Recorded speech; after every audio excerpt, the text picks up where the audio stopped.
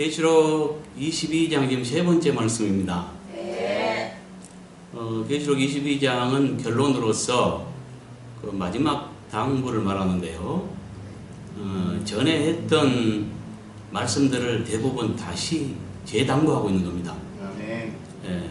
그래서 오늘 지금 말씀은 14절부터 17절까지인데요. 교회 축복을 위해 행실의 중요성을 계시하시고 생명수로 초대하시는 분의 마지막 당부를 말합니다.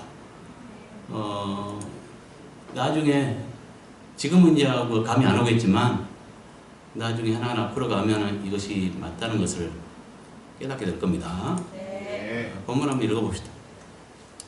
자기 두루마기를 일을 까는 자는 복이 있나니 이는 그들이 생명나무에 나아가며 문들을 통하여 성에 들어갈 권세를 받으려 합니다.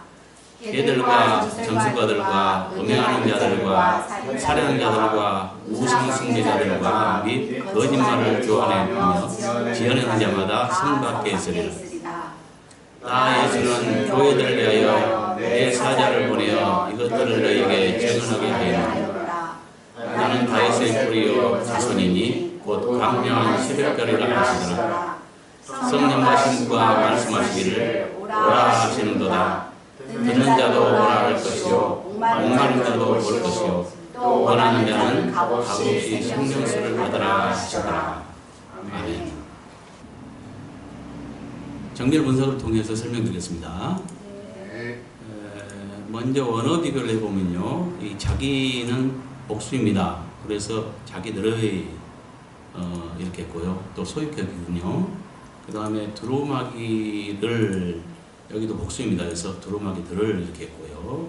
여기 복도 복수입니다. 그래서 복들이 이렇게 했고요. 그래서 14절에 자기들의 두루마기들을 빠는 자들은 복들이 있으니 이는 그들이 생명나무에 나가며 문들을 통하여 성에 들어갈 권세를 받으려 함이로다. 이 말은 두루마기를 빠는 자들로 상징된 행실을 의롭게 하는 자들이 복이 있는 이유가 무엇 때문인가에 대한 설명을 하고 있는 거예요. 여기에 자기 두루마기들을 빠는 자가 복이 있다 그랬는데요. 이 두루마기는 겉옷을 말하죠. 네. 겉옷을 말하는데 이것은 성경에서 겉옷 두루마기를 떠나서 흰옷도 말하고 있고요.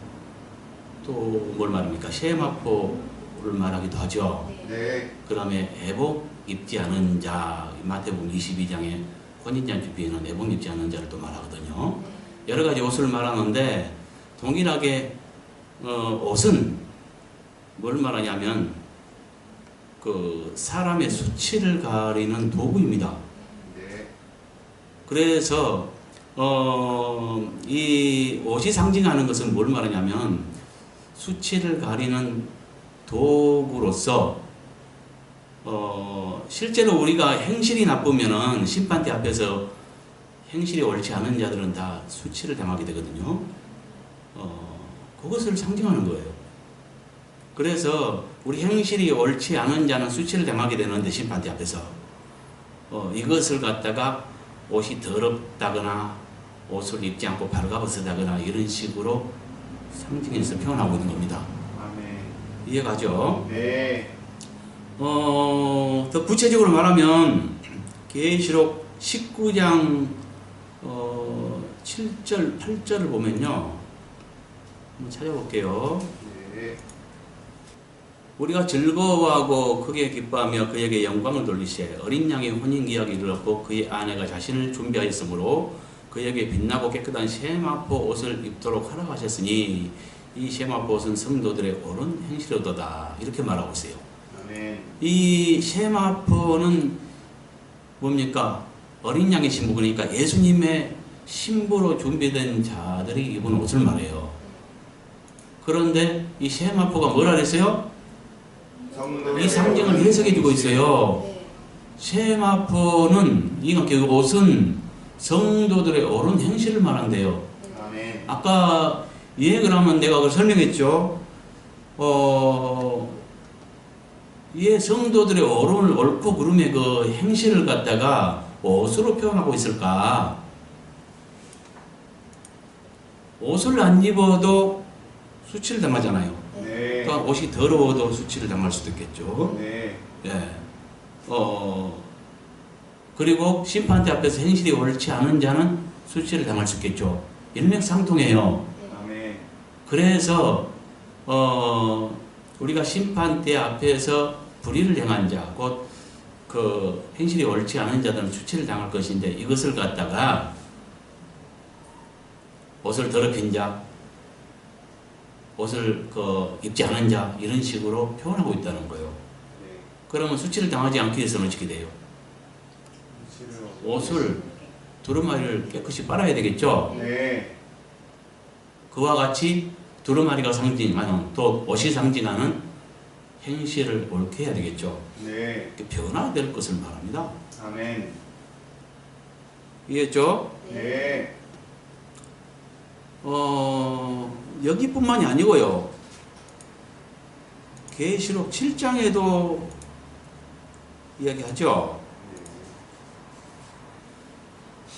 자, 장로 중 하나가 말하기를 이 흰 옷 입은 자들이 누구며 어디서 왔느냐 하니까 요한이 말하기를 내 주여 당신이 아시나이다 할 때 장로가 이제 말해주죠.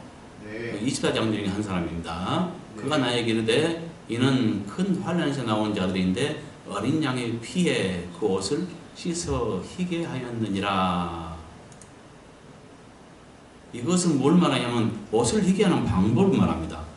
큰 환란에서 나온 자들인데 어린 양의 피에 씻었대요. 그러니까 옷을 희게 하는 방법은 두 가지가 필요합니다. 네. 하나는 뭐예요? 환란.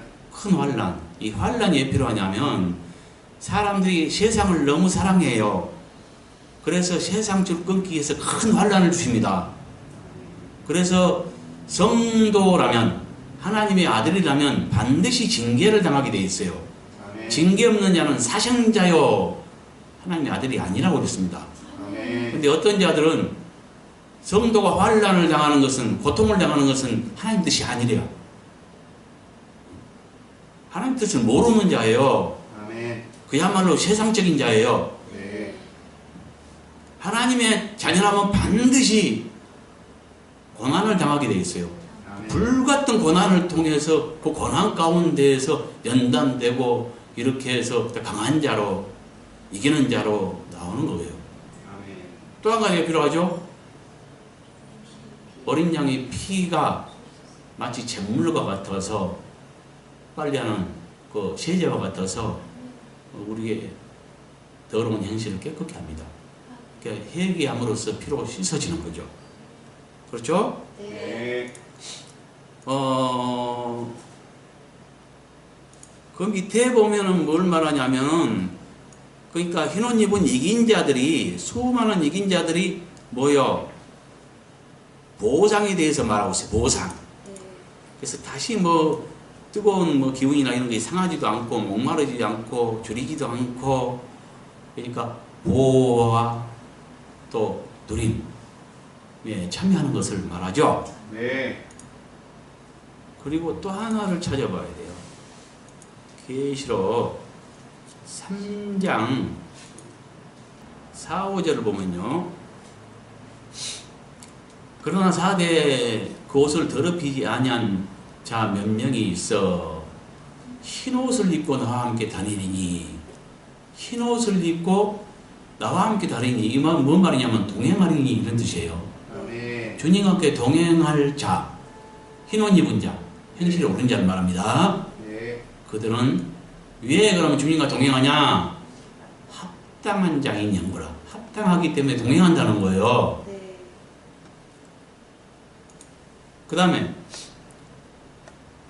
5절에 보면 이기는 자는 이와 같이 흰옷을 입을 것이요. 보세요. 자, 어떤 자가 흰옷을 입어요? 이기는 자. 자, 흰옷 입은 자는 그러니까 이기는 자예요. 네. 여기서 흰옷 입은 자는 하얀 옷을 입는다는 것이 아니라 행실이 옳은 자를, 이렇게 의로운 자, 주님 보시기에 옳은 자입니다. 도덕적인 의가 아닙니다. 네. 그 다음에 내가 그 이름을 생명책에서 결코 지우지 아니하고, 그러면 생명책에서 지울 자가 있다는 것을, 지워질 자가 있다는 것을 깨달을 수 있죠. 네. 생명책에 기록됐다가도요 지워질 자가 있어요.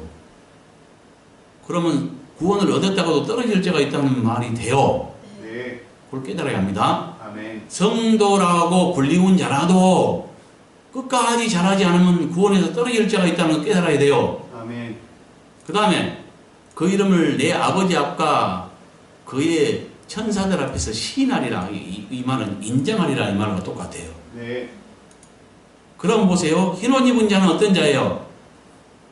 주님과 동행하고요, 합당한 자이고요, 그 다음에 이기는 자이고요, 네.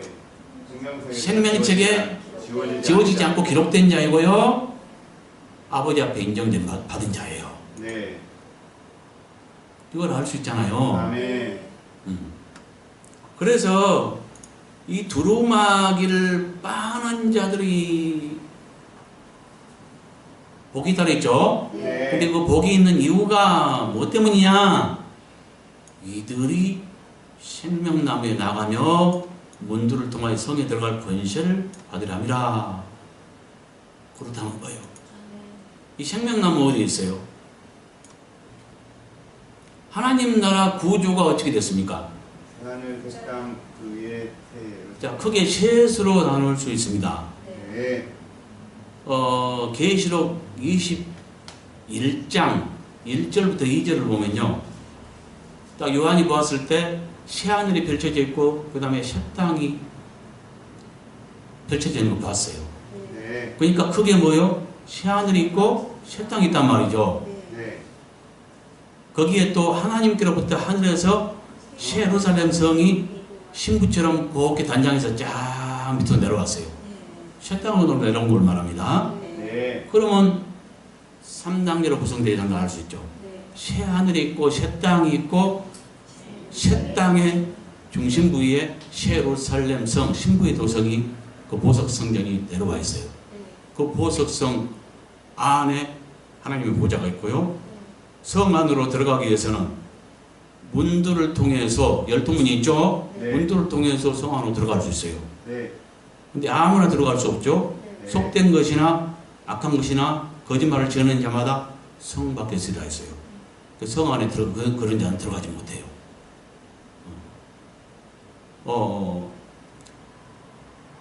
그럼 반대로 성 밖은 어딜까요? 이 새 땅과 새 땅의 중심 부위에 예루살렘 성이 하늘로부터 쭉 내려와서 안착해 있으니까, 그래서 성 안에 들어가려면 성 문을 통해서, 새 땅에서 문을 통해서 성 안으로 들어가는 거예요. 아멘. 그럼 반대로 성에서 문을 통해서 빠져나오면 새 땅이잖아요. 네. 왜 이 말씀을 드리냐면, 자 15절 보세요. 개들과 점술가들과 음행하는 자들과 살인자들과 우상숭배자들과 및 거짓말을 좋아하며 지어내는 자는 다 성 밖에 있으리라. 그런데 성 밖에, 여기는 그냥 원어상의 밖에요. 밖에. 물론 밖은 포괄적으로 말하면 성 밖을 말하겠죠. 네. 성 밖을 말하는데, 물론 이것은 성 밖을 말하는 것은 맞지만, 네. 나는 원어상 그대로 표현했습니다. 그 이유가 있습니다.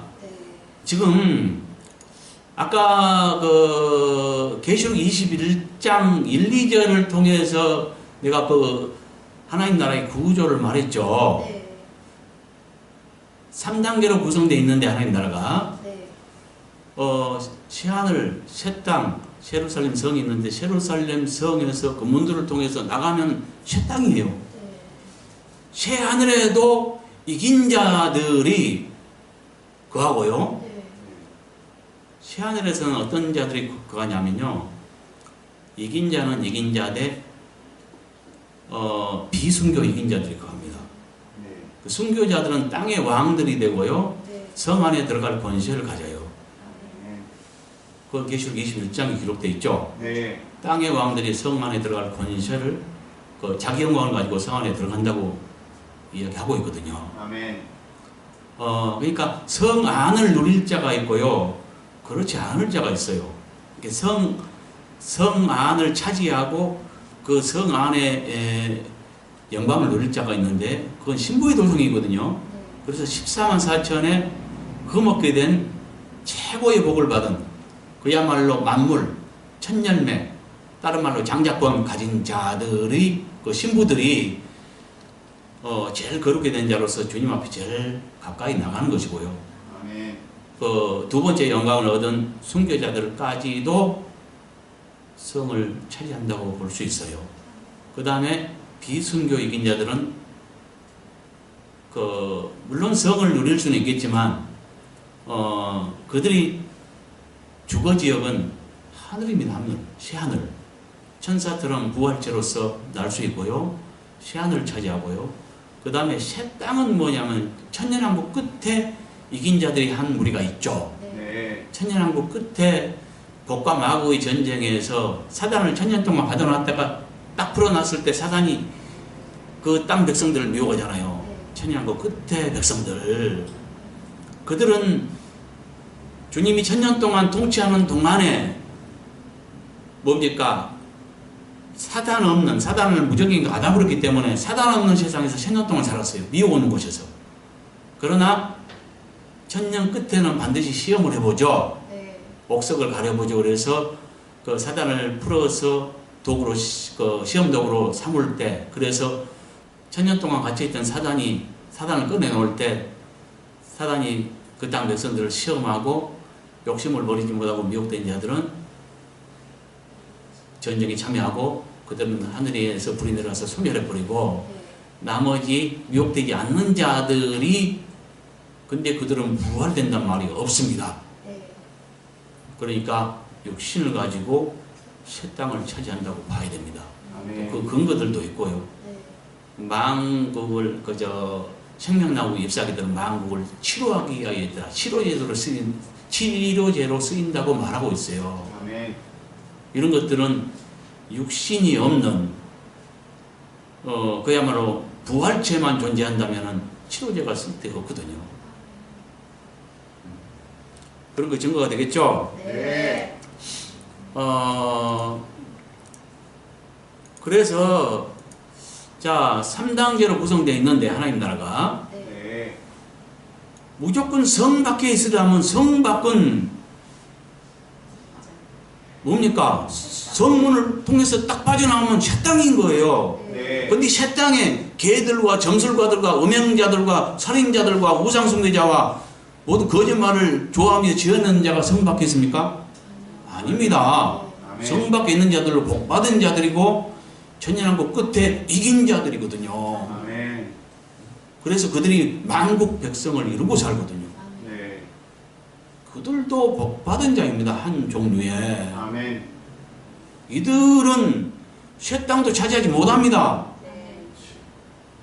그러니까 무조건 성 밖에 있으리라 해버리면은 헷갈려요. 네. 성 밖도, 자, 성을 차지하지 못하고 성 밖에 살 자들도 여러 종류가 있다는 것. 새하늘도 있고 새 땅도 있고요. 그 다음에 이들은 이긴 자예요, 둘은. 네. 근데 그 밖에 불못이 있고요. 네. 바깥 오는 곳이 있습니다. 이 둘은 아멘. 같지 않습니다. 네. 생명력에 기록되지 못하여 둘째 사망에 처할, 둘째 사망은 유황 불못을 말합니다. 네. 그 둘째 사망인 유황 불못에 들어가서 영벌을 받을 자들, 이들은 불신자들과 악한 자들이 가는 것이고요. 그 다음에 믿었으나 잘못 믿은 자로서 그 믿는 자들의 잘못 믿는 자의 징계 장소인 바깥 어떤 곳에 갈 자들이 있어요. 그 근거가 있죠. 네. 네. 마태복음 8장 12절에 보면 그 나라의 본 자손들은 바깥 얻은 곳이 쫓겨나 울며 이르가 메시라 하거든요. 이는 열매 없는 믿었으나 하나님을 믿었으나 열매 없는 이스라엘에게 한 말이거든요. 이렇게 열매 없는 이스라엘이 갈 징계 장소를 말하거든요. 그건 불못이 아니라는 거죠.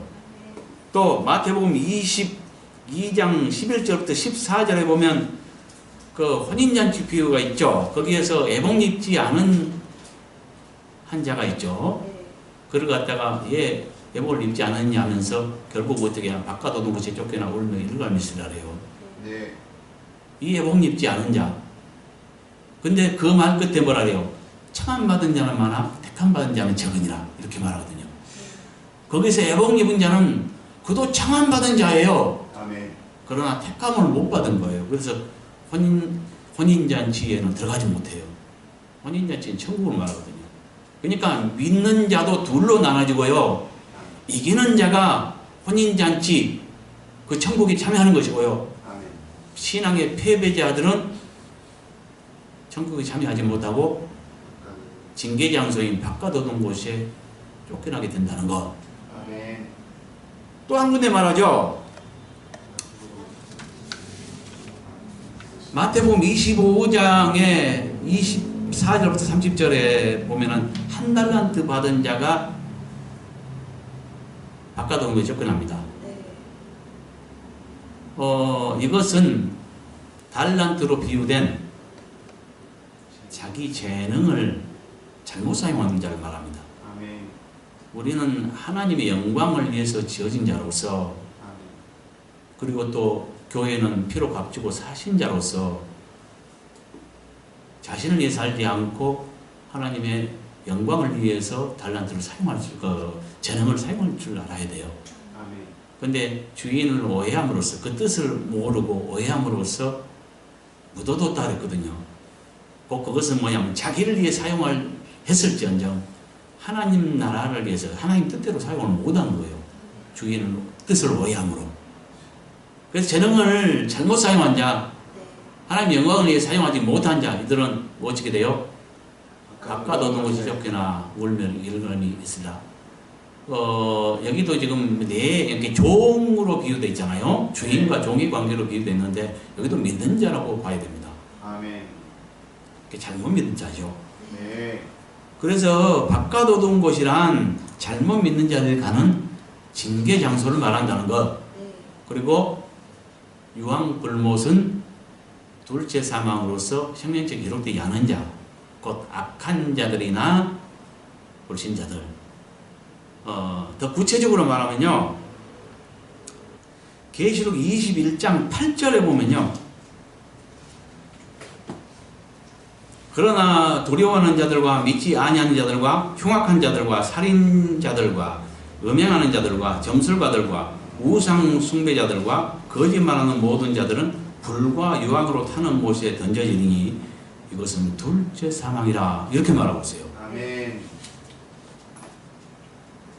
이들이 어디 가요? 유황불못. 근데 이 대상은 오늘 본문 보면요, 본문 15절에 보면 이 대상은 똑같아요. 아멘. 개들과 전설가들과 음행하는 자들과 살인자들과 우상숭배자들과 함이 거짓말을 좋아하며 지어내는 자, 이 대상은 똑같아요. 네. 근데 어디 간다래요? 밖에. 성 밖에 있으려. 이거 개정하면 밖에. 이들은 다 밖에 있으리라. 성 안에 들어가지 못한다는 말인데, 그래서 성 밖에 어떤 특정 지역에 들어가죠. 근데 관계가 여기는 뭐냐면은 포괄적으로 말한 것입니다. 성 밖은 적어도 새하늘이 있고 새 땅이 있고요. 그 다음에 바깥 얻은 곳이 있고 유황 불못이 있어요. 이 중에 한 장소에 들어가겠죠. 네. 그 중에서 이 둘은 뭐냐면은 이긴 자들이 가는 장소인 새하늘과 새 땅은 가지 않습니다. 그런데 성 밖은 새 땅도 거기에 포함된다니까요. 네. 그러나 성 밖에 있다고 해서 그들이 새 땅에는 가지 않습니다. 새 땅은 복 받은 자들 가죠. 새하늘도 그렇고. 그렇죠? 네. 그 밖에, 그 외곽에 있는 유황불못이나 바깥 얻는 곳에 갈 것인데, 생명책에 지워질 신앙의 패배자들은 바깥 얻는 곳에 갈 것이고, 생명책에 기록되지 않은 자라면 유황불못에 가겠죠. 이렇게 이제 이해를 해야죠. 그러니까 여기는 포괄적으로 대략 설명한 것입니다. 아멘. 이해했죠? 네. 이런 걸 가지고 혼란스러워해요, 사람들이.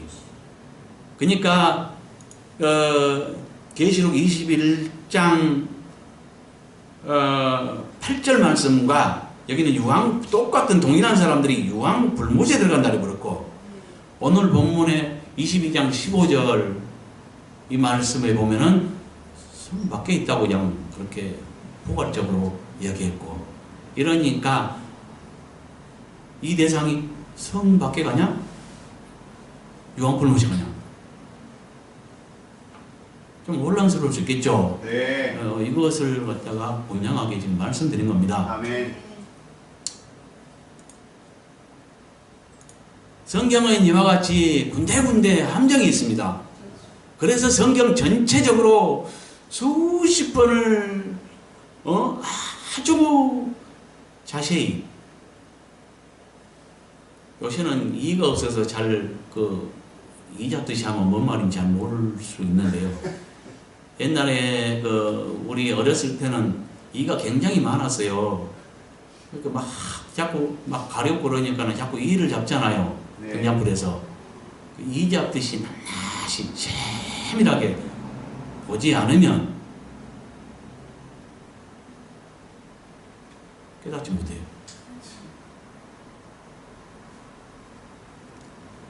왜냐하면 군데군데 이와 같이 함정이 있기 때문이에요. 아멘. 그래서 구슬이 성화라도 깨야 법이라 하잖아요.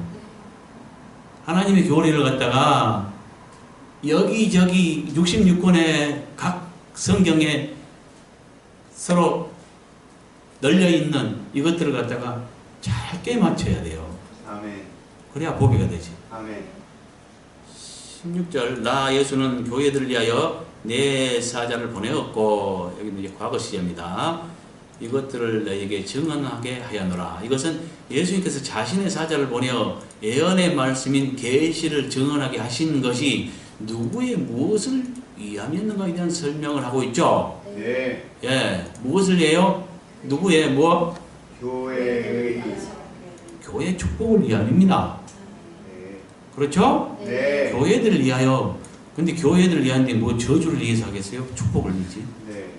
교회 축복을 위함입니다. 아멘.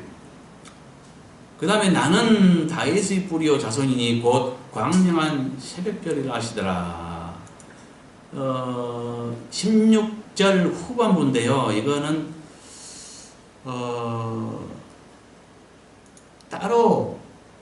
절을 따로 나누는 것이 설명하기가 매우 좋아요. 유리해요. 네. 이걸 하나로 해놓으면 전혀 다른 색깔의, 그러니까 두 문장이 돼야 타당한데 이걸 하나로 해놨기 때문에 한꺼번에 설명하기는 매우 어렵습니다.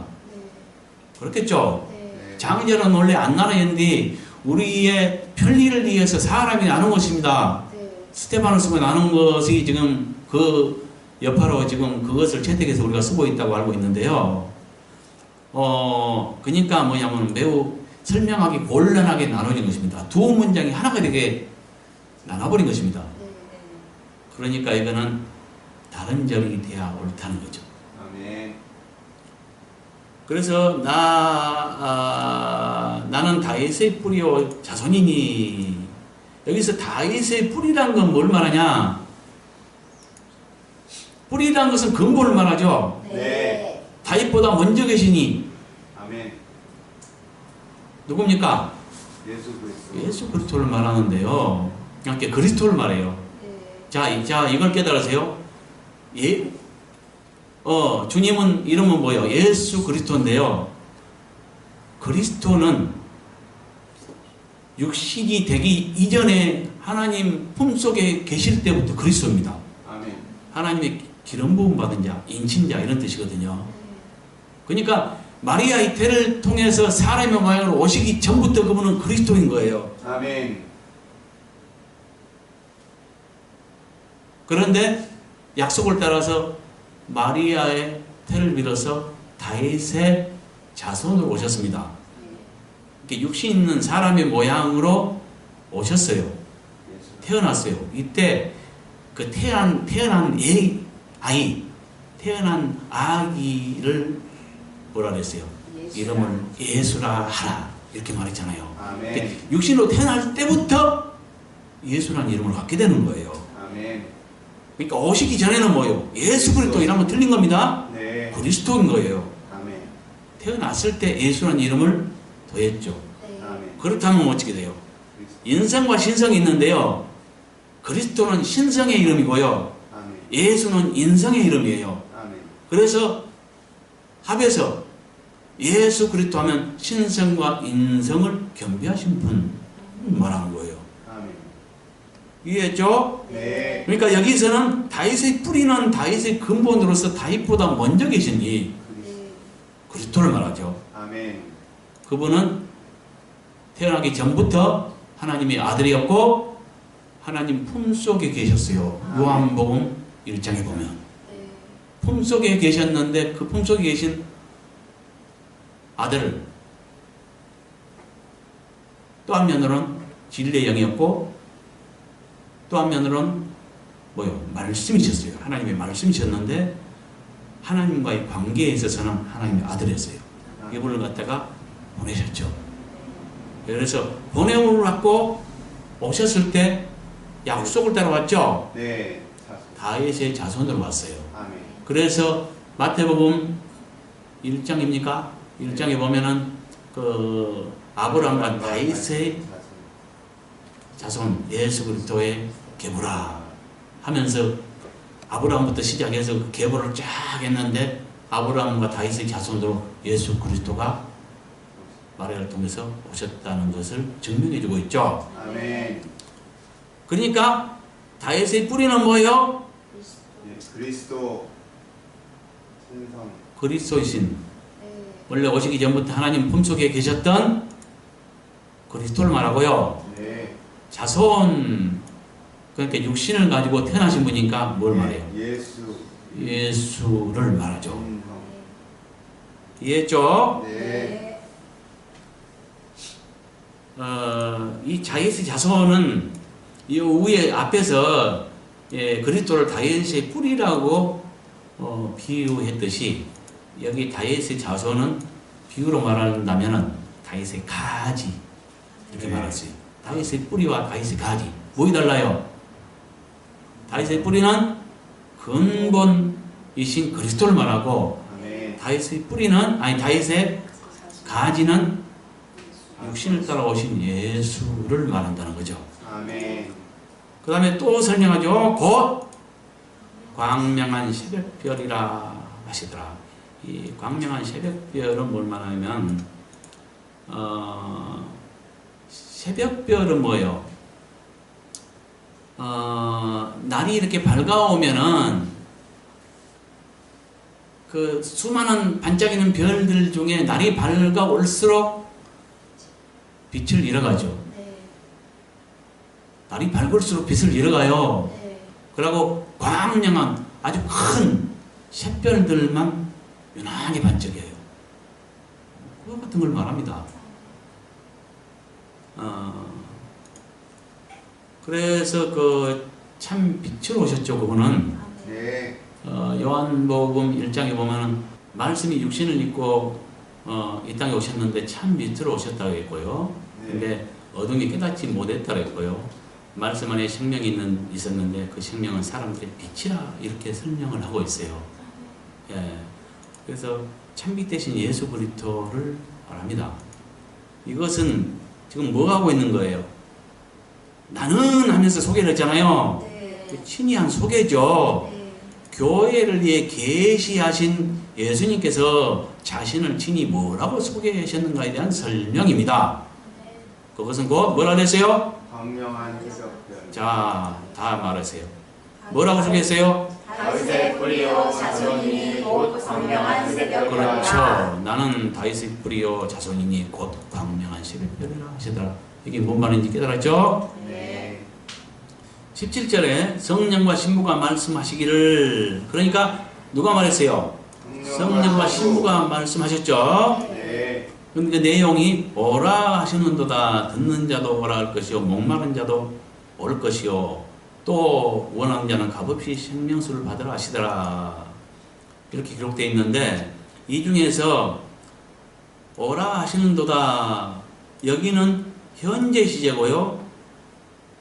오라 할 것이요, 여기 할 것이요는 과거 시제입니다. 그 다음에 또 올 것이요, 이게 미래로 써졌지만 여기는 현재 시제고요. 네. 맨 끝에 받으라 하시더라, 여기도 과거 시제입니다. 현재 과거 이제 이렇게 돼 있어요. 네. 그리고 한 그 단락마다 이 끝에 접속사 카이가 있어요. 그러니까 그리고나 또 이제 이렇게 시작하는 거죠. 네. 그러면 뭐요? 여기서 오라 하시는도다. 그리고 아니면 또 이렇게 시작하겠죠? 네. 근데 좀 더 단순화시켜서 표현하자면 오라 하시며 이러면 되겠죠? 네. 그리고 여기는 과거 시제니까 오라 하셨고 이렇게 표현하면 되겠죠? 오라 하셨다 또 이라든지 네. 오라 하셨다 그리고 하든지, 좀 더 단순하게 표현하자면 오라 하셨고 이라고 또 시작하면 된다고. 여기도 현재 시제예요. 그리고 접수사가 있고 그러니까 오라 하시며 이렇게 연결하면 되고요. 여기도 받으라 하시더라. 근데 과거 시제예요. 그러니까 받으라 하셨다 이렇게 표현했다는 거죠. 이해했죠? 네. 그래서 17절에 성령과 신부가 말씀하시기를 오라 하시며 듣는 자로 오라 할 것이 하셨고 목마른 자도 오라 하시며 원하는 자는 값없이 생명수를 받으라 하셨다. 이 말은 성령과 신부가 한 생명수로의 초대로서 듣는 자나 목마른 자나 원하는 자에게 뭐라고 말씀하셨는가에 대한 설명입니다. 아멘. 누가 말했어요? 말한 대상은 성령과 신부고요. 자, 지금 이거는 내용을 볼 때 뭐예요? 생명수로의 초대죠. 네. 근데 어떻게 초대했어요? 부분은 뭐라고 초대했어요? 듣는 자도 오라요, 그냥. 네. 대상은 듣는 자와 목마른 자, 원하는 자. 자. 듣는 자와 목마른 자와 원하는 자는 값없이 와서 생수를 받으라는 거예요. 그러면요, 이 성령과 신부가 말씀하셨는데 성령이 그냥 말씀하셨다면 고민할 필요 없어요. 근데 성령과 신부가 말씀하셨거든요. 네. 신부는 누구예요? 무슬림.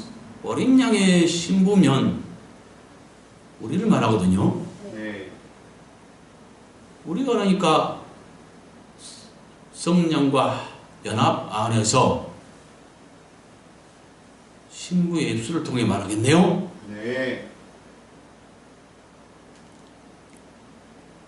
그렇잖아요. 신부가 여기 없고 대상이 성령만 된다면은 고민할 거 없다고요. 성령께서 말씀하신 거예요. 근데 성령과 신부가 말했대요.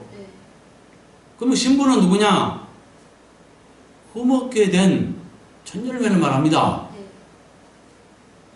그들이 뭘 했어요?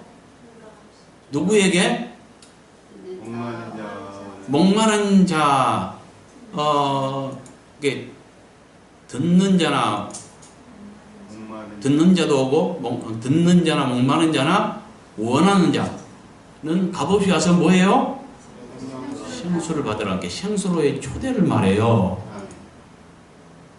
신부는 흠없게 된 첫 열매를 말한다니까요. 네. 그럼 그 대상이 성도입니다. 그렇다면 여기서는 뭘 말해요? 성령과 연합 안에서 그 신부가 초대하는 것을 말하지 않았습니까? 네. 여러분 신부 되기를 원하십니까? 네. 그러면 이 생수로의 초대를 하고 계십니까?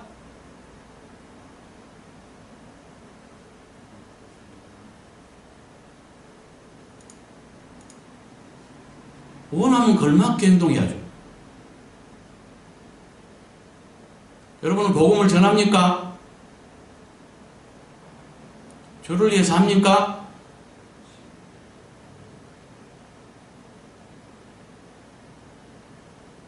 듣는 자로 오라 할 것이요 목마른 자로 오라 할 것이요 원하는 자는 값없이 생수를 받으래요. 아멘. 이렇게 초대하시냐고요?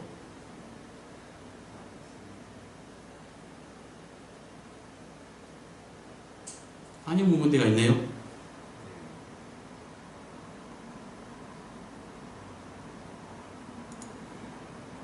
깨달아야 합니다. 아멘. 값없이 주님께서는 교회의 축복을 위해서 듣는 자나 원하는 자나 목마른 자나 누구든지 와서 생수를 마시기를 원하되 우리를 통해서 일하신다는 걸 깨달아야 합니다. 성령과 연합 안에서 일꾼들의 입술을 통해서 일하신다는 걸 깨달으시기 바랍니다. 아멘. 근데 우리가 무슨 꿀먹은 벙어리처럼 복음 전파할 줄도 모르고 초대할 줄도 모르고 아무 복음에 대한 선포가 없다면 어찌 사람들이 깨닫고 와서 생수에 참여할 수가 있겠습니까?